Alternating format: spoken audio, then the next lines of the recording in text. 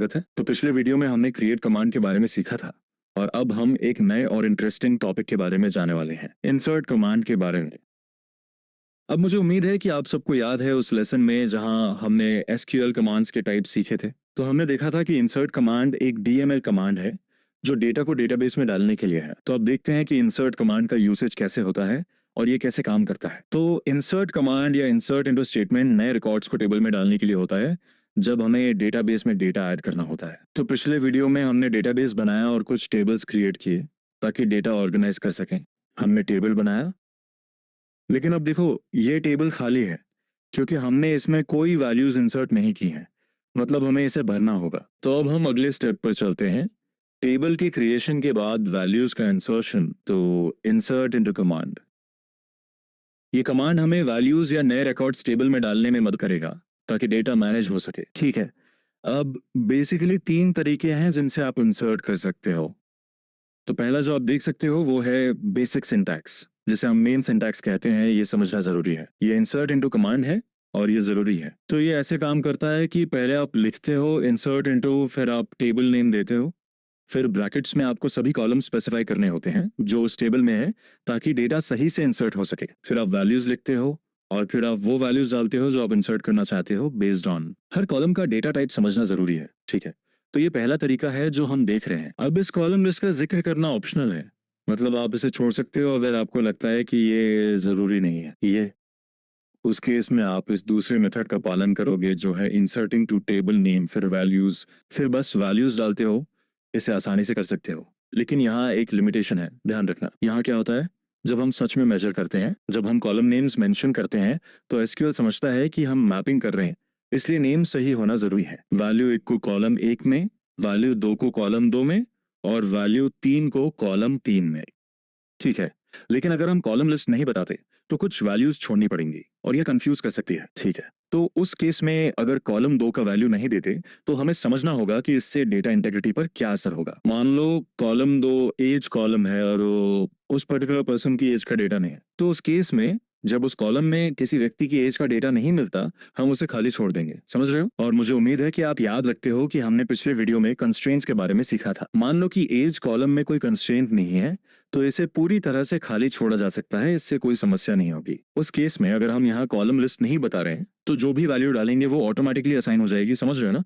ये प्रोसेस थोड़ा डिफरेंट है। तो यहाँ ध्यान दो, हम वैल्यू को 2 कॉलम में डालने वाले हैं और सेकंड कॉलम वो वैल्यू एक्सेप्ट कर लेगा। समझ रहे हो ना? ये प्रोसेस इंपॉर्टेंट है। कॉलम ये एज कॉलम के लिए है, भले ही एज का कोई वैल्यू ना हो, इसे समझना जरूरी है। तो उस केस में क्या होता है कि जब भी, और ये बहुत जरूरी है कि ऐसे केस में, तो दूसरे सिनेरियो में हम वैल्यूज को स्पेसिफाइड ऑर्डर में डाल रहे हैं। ये जरूरी है कि हम इस ऑर्डर का ध्यान रखें। हमारे पास कॉलम है, उदाहरण के लिए अगर नेम पहला कॉलम है, फिर एज का कॉलम है और एक और कॉलम है जो किसी एट्रीब्यूट को रिप्रेजेंट करता है। ये स्ट्रक्चर इंपॉर्टेंट है, इससे डेटा ऑर्गेनाइज करने में मदद मिलती है। तो मान लो यहाँ जेंडर का एक कॉलम है, समझना जरूरी है।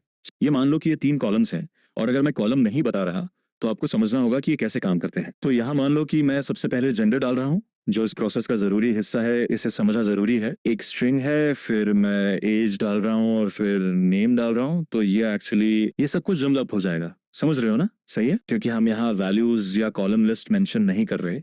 ये कंफ्यूजिंग हो सकता है, समझ रहे हो? तो यह प्रोसेस अगर सही से नहीं समझते हैं तो ये हमारे लिए कंफ्यूजिंग हो जाएगा। समझ रहे हो? तो ऐसे सिनेरियोज में जहाँ हम हर कॉलम की वैल्यूज नहीं डाल रहे हैं या जहां हमें वैल्यू के बारे में यकीन नहीं है, जो हमने डाला है वो कॉलम लिस्ट से मैच करता है, लेकिन कभी कभी ये मुश्किल होता है। ठीक है, हालांकि कॉलम लिस्ट ऑप्शनल है लेकिन इसे डालना अच्छा प्रैक्टिस है। ठीक है, या इसे इंसर्ट इनटू स्टेटमेंट में शामिल करना। अब हम तीसरे तरीके पर आते हैं जिसमें हम एक साथ कई वैल्यूज डालने की प्रोसेस समझेंगे जो बहुत यूजफुल है। तो पहले और दूसरे तरीके में हम सिंगल वैल्यूज डाल रहे थे, अब कुछ नया करेंगे। ठीक है, तो हमने टेबल में एक समय में एक रिकॉर्ड डाला है, लेकिन अब इस मेथड से हम एक साथ कई रिकॉर्ड्स डाल सकते हैं जिससे काम आसान हो जाता है। तो आप यहाँ देख सकते हो कि वही सिंटैक्स है जो हमने पहले डिस्कस किया, यानी इंसर्ट इनटू टेबल नेम। फिर आगे बढ़ते हैं, कॉलम लिस्ट है, फिर आप वैल्यूज लिखते हो और फिर आप बस सभी वैल्यूज लिखने वाले हो जो आप अलग अलग रिकॉर्ड्स में डालना चाहते हो। लेकिन यहाँ कॉमा बहुत जरूरी है। यह कॉमा एक रिकॉर्ड को दूसरे से अलग करेगा। तो एक बार जब आप एक रिकॉर्ड के लिए वैल्यूज डाल लेते हो, एक कॉमा डालो, फिर दूसरे रिकॉर्ड की वैल्यूज डालो, फिर एक कॉमा डालो और इसी तरह से और अंत में तो हम यहाँ सेमीकोलन से इस प्रोसेस को खत्म करते हैं। तो अब हम इन तीनों सिंटैक्सेस को प्रैक्टिस में देखते हैं ताकि आपको समझ आए कि कैसे काम करते हैं। तो हम अब अपने SSMS में हैं और पिछले वीडियो में बनाए 2 टेबल्स के बारे में थोड़ा और बात करेंगे। तो मैं जो करने वाला हूँ वो ये है कि हम टेबल्स में वैल्यूज डालेंगे, ठीक है। तो सबसे पहले ये सुनिश्चित करो कि आप डेटाबेस इंजन से जुड़े हो ताकि आगे कोई समस्या ना आए, ठीक है। फिर हम इंसर्ट इनटू स्टेटमेंट लिखेंगे जिससे डेटाबेस में डेटा डाल सकें। तो पहले हम पहला सिंटैक्स इस्तेमाल करेंगे जो है इंसर्ट इनटू, फिर आप टेबल का नाम डालो। तो मैं प्रोफेसर्स टेबल में वैल्यूज डालने वाला हूँ। तो मैं यहाँ नाम कॉपी करके यहाँ पेस्ट करूंगा, ठीक है।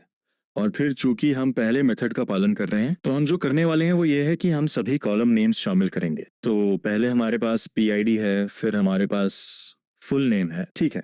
तो ध्यान दो, मैं बता रहा हूँ कि ये जरूरी है। तो यहाँ ध्यान दो, हमारे पास एक इंपॉर्टेंट फील्ड है जो एज को रिप्रेजेंट करता है और अंत में डेप्थ ID है। इनको समझना जरूरी है, ठीक है। तो पहले ब्रैकेट बंद करो, फिर अगले लाइन पे आएंगे और बस वैल्यूज लिखना शुरू कर दो। समझ रहे हो? अब हमें वैल्यूज डालनी है, समझ रहे हो? तो हम टेबल में पहला रिकॉर्ड डाल रहे हैं जो आगे के स्टेप्स के लिए जरूरी है। तो यहाँ PID है, चूंकि यह नवाकर है, कोई भी स्ट्रिंग वैल्यू हमेशा कोट्स में होगी, समझ रहे हो? ठीक है। तो पहला वैल्यू P1 है और इसे ध्यान से समझना जरूरी है। मैं इसे सिंगल कोट्स में डाल रहा हूँ और इसके बाद अगले एट्रीब्यूट के लिए कॉमा लगाना बहुत जरूरी है। तो उसी रिकॉर्ड में हमें फिर से फुल नेम डालना है जो एनवकेर है, समझ रहे हो? तो चलो यहाँ एक नाम डालते हैं ताकि प्रोसेस पूरा हो, ठीक है। तो यहाँ एज की बात कर रहे हैं, ये एक इंटीजर वैल्यू है जो न्यूमेरिकल डेटा में जरूरी है। तो फिर एक बार यहाँ पर कॉमा लगाना है, मतलब समझ रहे हो ना।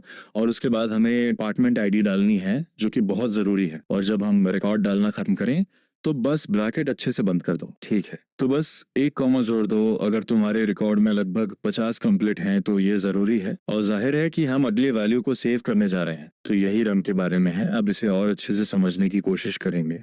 तो अगली रिक्वायरमेंट में कोई भी इनपुट नेम हो सकता है, मतलब आप कोई भी नाम ले सकते हो। ये कोई भी यूज केस है जिसमें मैंने देखा है कि एक एग्जिस्टिंग पेरेंट का चाइल्ड का वही नाम है और उसकी माँ एक ट्रक में टेस्टिफाई है। तो केवल अगर चाइल्ड आज है और अगर ऐसा है तो आप स्पेसिफिकेशन लागू कर सकते हो। यहाँ सेलेक्ट करना है, ठीक है। एक बार जब आपने इस क्वेरी को सेलेक्ट कर लिया, एग्जीक्यूट पर क्लिक करें और अब हम यहाँ ध्यान से देखेंगे कि जो मैसेज है वो रिफ्लेक्ट हो रहा है।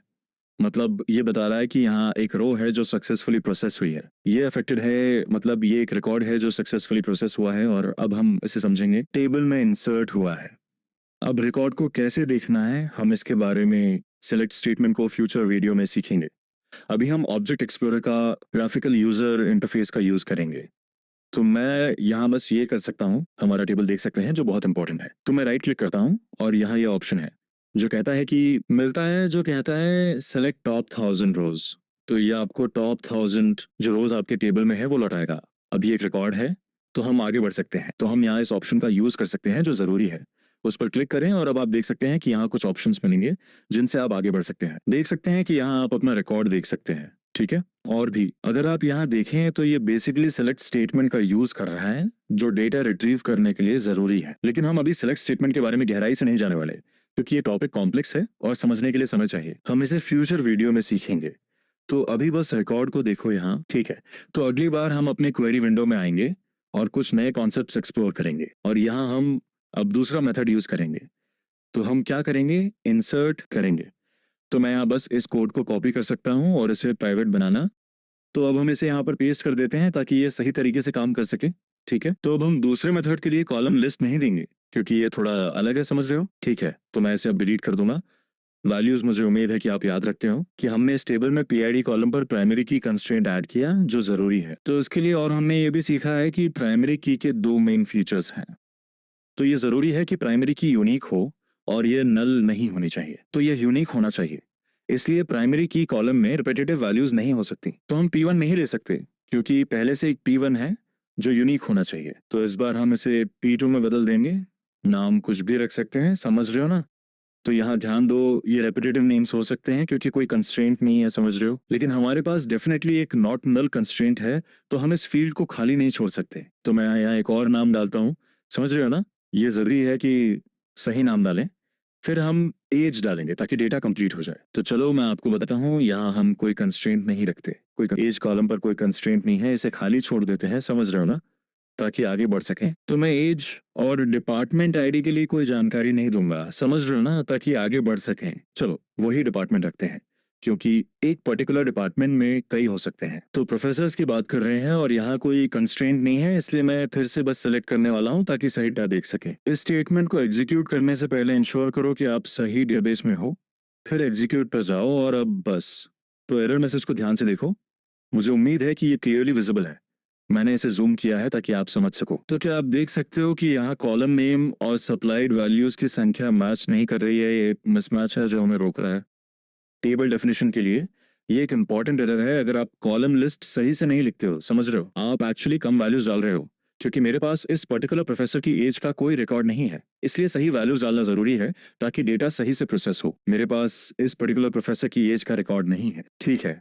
तो यहाँ पर मैं ये भी बताना चाहता हूँ कि मैंने इस जगह पर कॉलम लिस्ट को मेंशन नहीं किया है, जो कि जरूरी है। ये मुझे ये एरर देगा कि आपके टेबल डेफिनेशन में कॉलम्स की संख्या, आपके पास 4 कॉलम्स हैं लेकिन आप सही वैल्यूज एंटर नहीं कर रहे हो, मतलब हर कॉलम के लिए वैल्यूज जरूरी है। तो आप क्या कर सकते हो, या तो हम यहाँ वैल्यू डाल सकते हैं, लेकिन अगर हमारे पास वैल्यू नहीं है तो यहाँ बस कॉलम लिस्ट को इंक्लूड करना होगा, समझ रहे हो ना, ताकि हम सही से आगे बढ़ सकें। मैं इसे डाल दूंगा, इस लिस्ट को कॉपी करके पेस्ट कर दूंगा, लेकिन चूंकि मेरे पास इस पर्टिकुलर रिकॉर्ड की एज नहीं है, मैं बस एज कॉलम को यहाँ से हटाने वाला हूँ। तो आप देख सकते हो कि ये प्रोसेस कितना आसान है। सेलेक्ट करके एग्जीक्यूट करता हूँ, तो आप देख सकते हो, हाँ, ये कमांड अब एग्जीक्यूट हो गया। सेलेक्ट करके एग्जीक्यूट करते हो तो आप देख सकते हो कि हाँ, ये कमांड सक्सेसफुली एग्जीक्यूट हो चुकी है। ये प्रोसेस इंपॉर्टेंट है। तो एनी टाइम जब आपके पास कोई वैल्यू नहीं है या आप पर्टिकुलर वैल्यू एंटर नहीं करना चाहते हो तो आप यहाँ वैल्यू डाल सकते हो। बस कॉलम लिस्ट को फिर से कॉल करो तो आप देख सकते हो कि ये एग्जीक्यूट हो गया है। तो अब हम टेबल पर वापस जा रहे हैं और यहाँ कॉलम लिस्ट छोड़ेंगे ताकि आगे बढ़ सकें। तो आप जो कर सकते हो वो ये है कि आपको कॉलम लिस्ट यहाँ मेंशन करना है, लेकिन उस केस में जैसे आप देख सकते हो यहाँ एज का रिकॉर्ड नहीं रखा है, ये जरूरी है। हम इस पर्टिकुलर प्रोफेसर के लिए एज को कॉलम लिस्ट में शामिल नहीं कर रहे हैं, ठीक है। तो हमने ये पहले देखा है, अब हम यहाँ वापस आ सकते हैं ताकि इस पर ध्यान दे सकें। फिर से वही क्वेरी सेलेक्ट करेंगे जो ऑटो रिटर्न थी, ठीक है। और चूंकि हमने एज कॉलम में कोई वैल्यू एंटर नहीं की, आप देख सकते हो ये नल है, ठीक है। अगर एज कॉलम के लिए कोई कंस्ट्रेंट होता तो इसे समझना जरूरी होता, क्योंकि इससे डेटा इंटीग्रिटी बनती है। जैसे age can not be null तो नॉट नल कंस्ट्रेंट ऐड किया जाता, तो ये एक एरर थ्रो करता, जो समझना जरूरी है। अब हम आखिरी तरीके पर आते हैं जो इस टॉपिक में इंपॉर्टेंट है, जिसमें हम एक्चुअली मल्टीपल वैल्यूज इंसर्ट कर सकते हैं। तो मैं यहाँ पहला कमांड लूंगा और इसे बस पेस्ट कर दूंगा ताकि आप देख सको कि ये कैसे काम करता है। यहाँ ठीक है, तो मान लो हमारे पास सभी वैल्यूज हैं, तो हम आगे बढ़ सकते हैं और देख सकते हैं इनका कैसे इस्तेमाल करें। मैं कॉलम लिस्ट शामिल नहीं करने वाला हूँ, जैसे मैंने आपको बताया यह ऑप्शन है। तो हम जो करेंगे वो ये है कि हमारे पास पहले से ऊपर दिए 2 वैल्यूज हैं और अब हम इनका उपयोग करेंगे। टेबल में ऊपर 2 वैल्यूज हैं तो हम प्राइमरी की वैल्यूज को रिपीट नहीं कर सकते हैं, तो हम P3 से शुरू करेंगे। और मैं डिपार्टमेंट में चेंज तो मैं ये भी करने वाला हूँ और यहाँ पर हम कोई भी नाम दे सकते हैं जो आपको सही लगे, समझ रहे हो ना, ठीक है। तो अब हम और रिकॉर्ड्स जोड़ने वाले हैं, यहाँ एक कॉमा डाल दो और फिर अगले स्टेप पर बढ़ते हैं, समझ रहे हो। तो अब हम अगली लाइन पर आ जाते हैं और अगला रिकॉर्ड जोड़ने के लिए इसे कॉपी करने वाला हूँ, समझ रहे हो। इसे यहाँ कॉपी करूंगा और फिर पेस्ट करेंगे ताकि एडिट कर सकें, समझ रहे हो। तो अब हम एडिट के लिए तैयार हैं, अब हम इसे एडिट कर सकते हैं, समझ रहे हो। अगला रिकॉर्ड P4 है और आप नाम बदल सकते हो, एज यहाँ ठीक है, डिपार्टमेंट आईडी भी वही हो सकती है, समझ रहे हो। चलो एक और एग्जांपल जोड़ते हैं ताकि क्लियर हो जाए। रिकॉर्ड यहाँ जोड़ते हैं, जरूरी चेंजेस करो। तो हम 3 रिकॉर्ड्स इंसर्ट कर रहे हैं ताकि डेटा सही से अपडेट हो सके। रिकॉर्ड्स को टेबल में डाल रहे हैं, समझ रहे हो ना। तो अब मैं इस कमांड को सेलेक्ट कर रहा हूँ ताकि आगे बढ़ सके। सेलेक्ट करूंगा, फिर एग्जीक्यूट पर जाओ, आप शॉर्टकट भी इस्तेमाल कर सकते हैं। मैं एग्जीक्यूट पर क्लिक कर रहा हूँ और अब आप देख सकते हो कि अपने कमांड्स एग्जीक्यूट हो रहे हैं। मैं एग्जीक्यूट पर क्लिक कर रहा हूँ और अब ये मैसेज बता रहा है कि 3 रोज अफेक्टेड हैं। चलो इस विंडो पर आते हैं जहां हमारा सिलेक्ट स्टेटमेंट है। तो हम इसे फिर से सिलेक्ट करेंगे और एग्जीक्यूट पर क्लिक करेंगे और अब आप देख सकते हो कि कुल मिलाकर हमारे प्रोफेसर्स टेबल में कुल 5 रिकॉर्ड्स हैं जो इंटरेस्टिंग है। तो मुझे उम्मीद है कि ये इंसर्ट कमांड आपको समझ में आया होगा। हम और ये वीडियो में मिलेंगे। धन्यवाद।